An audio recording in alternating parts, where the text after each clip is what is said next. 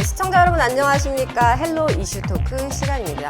제가 오늘은 또 이 국회에 찾아왔습니다. 오늘은 누구를 뵈러 왔을까요? 바로 김민철 국회의원님이십니다.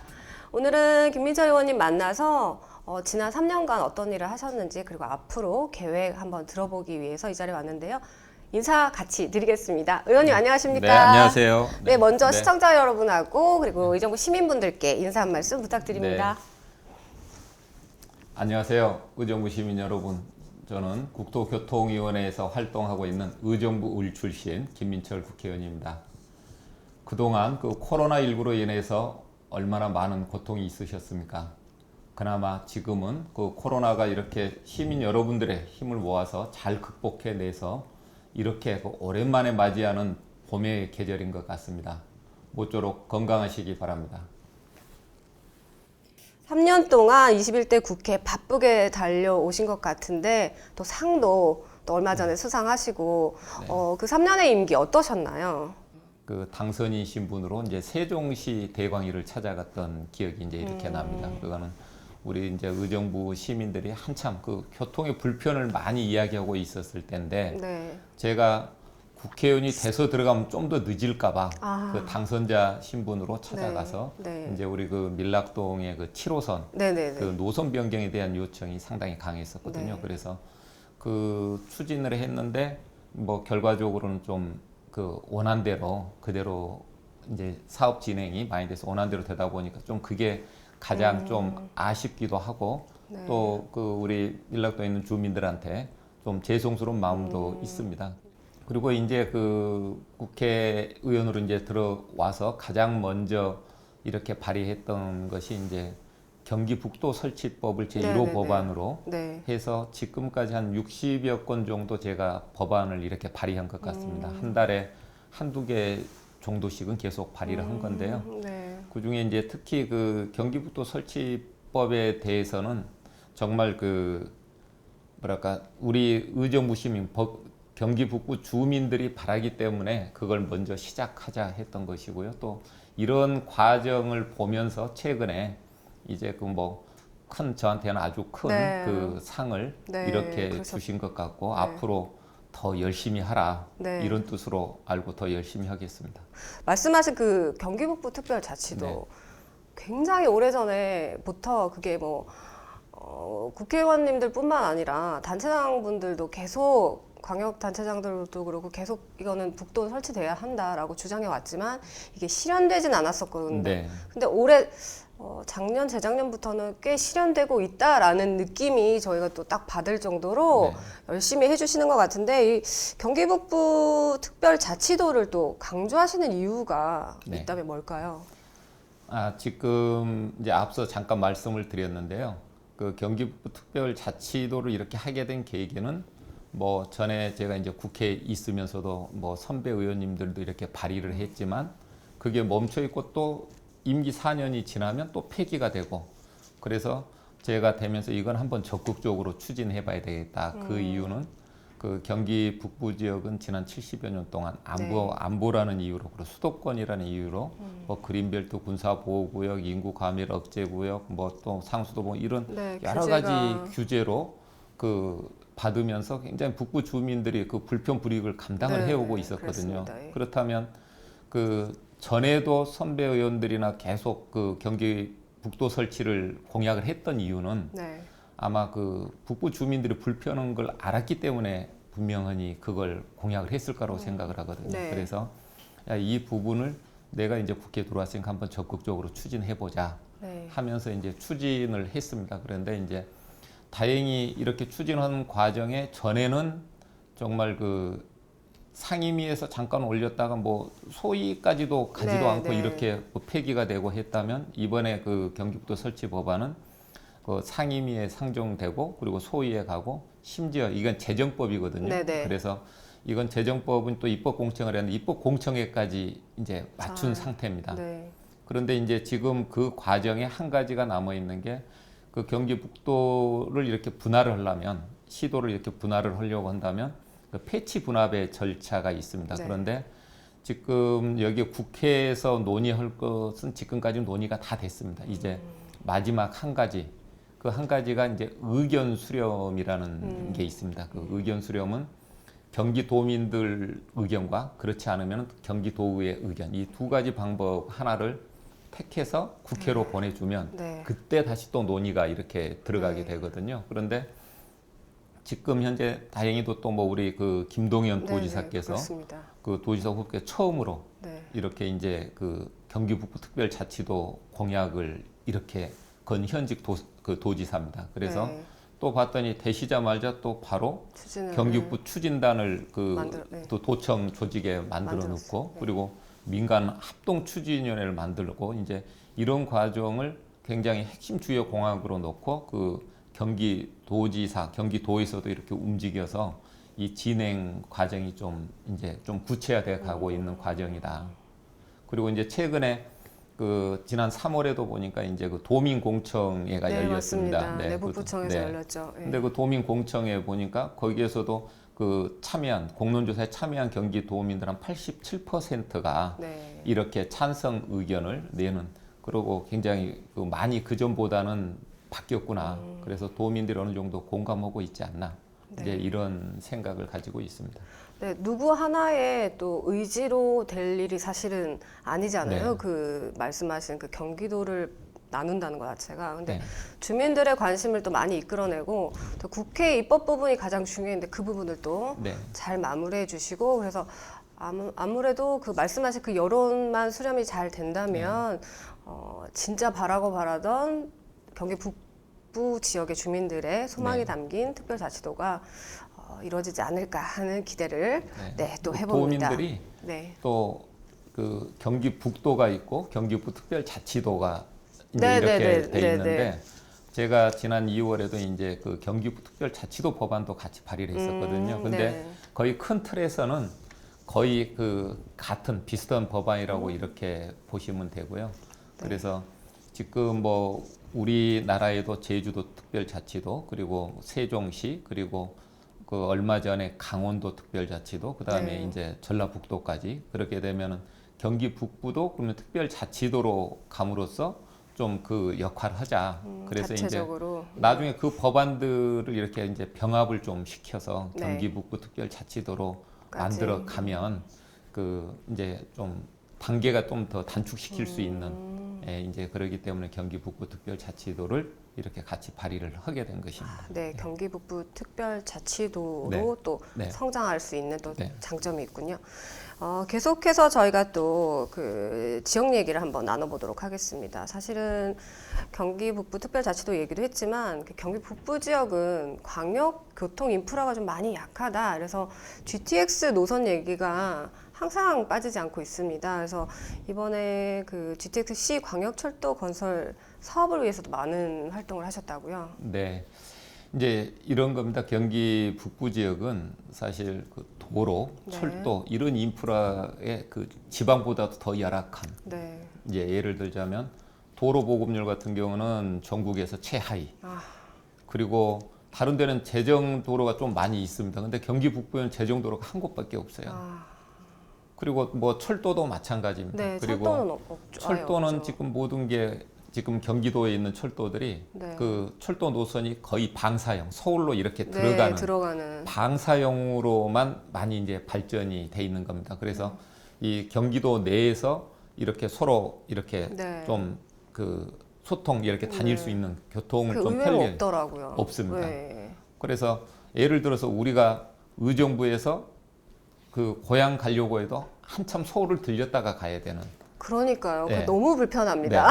언니. 그런데 이제 그 경기 북부 지역에 GTX A, B, C 노선이 다 걸쳐 있습니다. 네. 특히 우리 C 노선 같은 경우가 2014년도부터 이제 예비 타당성 조사에 들어갔는데 지금 네네. 거의 9년, 10년 되잖아요. 네. 진척이 없는 거예요. 네, 다들 그래서- 그렇게 알고 그래서 계시죠. 제가 그 지난해 국정감사 때 국토부 장관한테 도대체 언제 할 거냐 그 착공을 그렇게 해서 이제 했더니 그때 지난해 그 장관이 내년도에 이렇게 착공을 착공. 예정이다. 그런데 이제 마침 국토부에서 올해 상반기 때 이제 실시 협약을 하고 네. 하반기 때 이렇게 그 착공을 해서 28년도에는 그 개통할 수 있도록 할 수 하겠다고 있도록. 이제 발표가 돼서 그렇게 되면 상당히 많이 좋아질 것이다 이렇게 생각을 하고 있습니다. 네, 추가로 또 광역버스 증차하고 또 대중교통 혁신 시범도시 지정도 요청을 하신 걸로 알고 있는데요. 아, 그게 이제 사실 우리 의정부는 사실 전국 지자체에서 한 4번째, 5번째 정도 면적밖에 안 돼요. 크기로는. 그런데 그 대중교통에 대해서는 정말 그 의정부 시민들이 많이 불편해하고 네, 있습니다. 맞아요. 그래서 저도 제가 출마를 할 때 그 대중교통을 전면 재설계해야 된다. 네. 이제 이런 공약도 걸고까지 제가 나왔는데 그 진행 과정에 이제 그래서 바로 의정부 시하고 협의를 하면서 당정 협의를 하면서 그 대중교통 전면 재설계하는 걸 시에서 나서야 된다 해서 네. 시에서 이제 예산을 확보를 했습니다. 거기에 그 당시 때 세워졌고 그래서 이제 진행 과정에 이제 계속 연구 영역을 하고 네, 있었습니다. 네. 그런데 최근에 이제 경기도에 이제 아마 의정부 교통계획에 대한 부분을 해서 이제 경기도에 올려놓고 지금 논의를 하고 있는 것 네, 같아요. 맞아요. 네. 그래서 그 이제 이럴 때 그 대강위의 역할도 좀 필요할 것이다. 그래서 대강위 위원장 이 자리입니다. 이 자리에서 네, 네. 이제 이야기를 하다 보니까 대중교통에 대한 노선이나 버스나 이제 의정부 같은 경우는 경전철, 뭐 광역버스, 시내버스, 마을버스 이렇게 다 있는데 왜 의정부 시민들이 대중교통을 불편하는 건가? 이거는 뭔가 체계적으로 잡혀져 있지 않아서 그런 거 아닌가? 이제 이런 이야기를 하는 과정에 네. 마침 그 세종시 이야기를 하더라고요. 대강위원장이. 그래서 세종시는 이제 DRT까지 그리고 마을버스 준공영제 해 가면서 그 부분이 해소가 상당히 돼서 너무 좋다는 거예요. 네네네. 그래서 제가 그러지 말고 대강위에서 이게 의정부만의 문제가 아니고 아마 전국 시군구 다 문제일 거다. 그쵸. 그러니 이런 그 체계를 의정부를 시범 모델로 혁신도시 시범 대중교통에 대한 시범 모델로 삼아서 의정부를 좀 개선을 해서 그걸 전국에 전파하는 건 어떠냐. 네네. 그런 너무 좋은 방법을 아이디어. 그 대강위에서 좀 검토를 해서 네. 그렇게 해주면 좋겠다. 그리고 마침 의정부에서도 그런 대중교통 개선에 대한 영역을 진행 중에 있고 심의 네. 과정이 있으니까 그 의정부시, 경기도, 대강이 이렇게 좀 힘을 모아서 그 방법을 좀 찾아봤으면 좋겠다 하는 이제 네. 그런 요청을 했던 겁니다. 굉장히 버스에 민감하신 게 뭐냐면 사실은 G 6000번, 6100번을 진짜 첫 차 뭐 아침에 이제 출퇴근하는 버스를 한 2회 정도 증차해도 굉장히 좋아하시더라고요. 그 정도로 교통에 민감하시고 밀락 고산 지역 주민분들은 그 부분이 너무너무 필요하다라고 요청하시는 것 같아요. 그래서 네. 의원님께서 말씀하신 그 내용이 좀 잘 할 수 있다면 마을버스로 또 연계되고 그리고 또 7호선을 탈 수 있는 또 경전철, 네, 경전철 다 활용을 해야 예, 됩니다. 이어질 수 있는 그 모든 것들이 좀 이루어질 수 있으면 진짜 그 의정부는 더 살기 좋은 그리고 살고 있는 분들도 더 살고 싶고 밖에 계신 분들도 더 들어오고 싶은 동네가 될 것 네, 같습니다. 우리 그 이제 고산지구가 이제 이렇게 새로 도시가 이사를 들어오면서 네. 이제 그 광역버스 불편 밀락지구 들어올 때도 그랬거든요. 네, 네, 그게 네. 항상 예, 그래서 신도시 올 그때도 때마다 이제 유천버편 그래서. 같은 경우는 제가 원회 때였거든요. 근데 봤더니 그 양주나 포천이나 동두천이나 이런 쪽에서 출발 의정부에 걸쳐 갑니다. 네, 네. 그러다 보니까 자리가 없는 거예요. 의정부 시민들이 항상 서서 네, 다니시더라고요. 그쪽에서 오니까 예. 그죠. 그래서 제가 이제 원회 때 그 경기도하고 협의를 하면서 그러지 말고 의정부에서 출발하는 버스를 중간중간에 끼워 넣어달라. 그래서 이제 그쵸. 그때부터 이제 시작을 했고 그래서 이제 의정부에서 출발하는 광역버스가 있는 겁니다. 그런데 또다시 이제 고산지구에 봤더니 이제 그 정말 6,000번이든 6,100번이든 이제 이런 그 이제 차량이 입석 입석 금지가 됐죠. 돼가지고 네. 더 불편해진 거예요. 그래서 지난해부터 계속 뭐 도지사하고도 가서 이야기를 하고 늘려달라 해서 좀 이제 늘렸습니다. 네. 늘렸는데도 불구하고 또 지금도 부족한 거예요. 네. 그래서 이제 그 대광이 위원장하고 이제 이야기를 하면서 그런 부분들은 빨리 대처를 해서 늘려야 된다 했더니 최근에 4월 뭐 며칠 지났을 것 같아요. 네, 네. 2층 버스. 네, 거기에서 이제 논의를 해서 아마 이달 중 안에 결정을 낼 것 같아요. 네. 그래서 좀 증차하는 방향으로. 네, 그 얘기 하시더라고요. 네, 네. 2층 버스도 드리고 네. 뭐 하신다고 네, 하더라고요. 의정부 하면 빠질 수 없는 게 사실은 미군 기지 개발입니다. 캠프 스탠리, 뭐 반환 이런 부분을 좀 빨리 서둘러 달라라고 요청하시기도 하시고 네. 하셨죠. 네, 예. 네. 어떤 좀 내용을 담고 있을까요?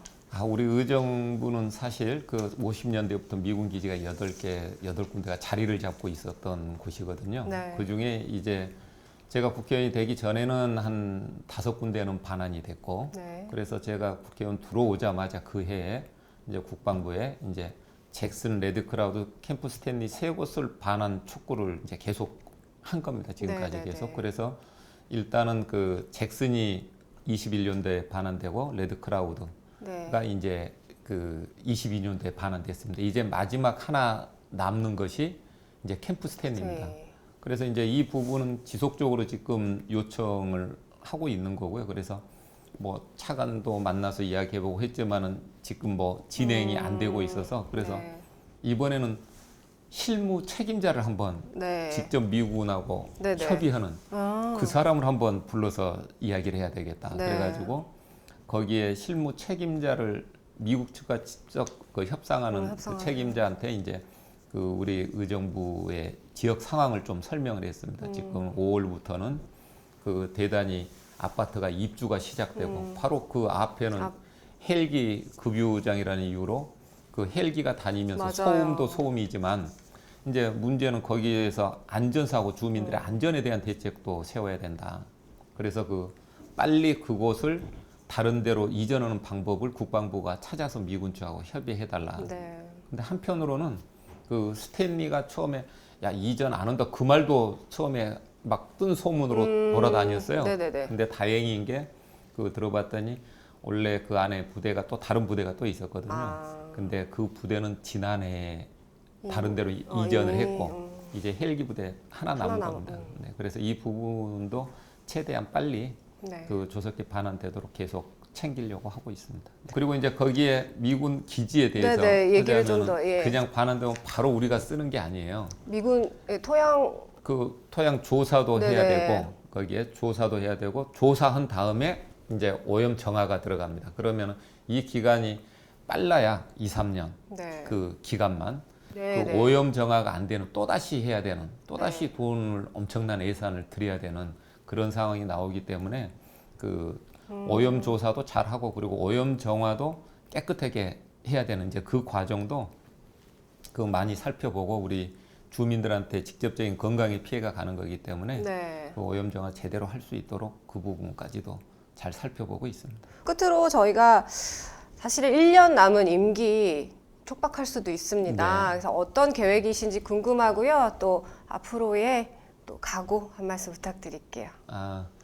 지금 벌써 어느덧 3년이 이렇게 지났습니다. 그런데 그 지금 제가 발의를 해놓은 법안이 한 60건 이상이 되는데 이 법안이 뭐 제가 100% 장담은 못하지만 그래도 책에 몇 개 정도는 더 챙겨서 그 꼼꼼히 챙겨서 그 법안이 그 이렇게 법안으로 완성될 수 있는 노력도 상당히 필요하다고 봅니다. 그리고 특히 이제 우리 지역 현안에 있어서는 사실 이제 큰 현안들이 좀 몇 개가 있습니다. 그래서 이 현안들도 시민들의 의견 수렴 네. 그리고 시민들의 어떤 뜻을 받아들여서 반영되는 그렇게 할 수 있도록 그 최선을 할 거고요.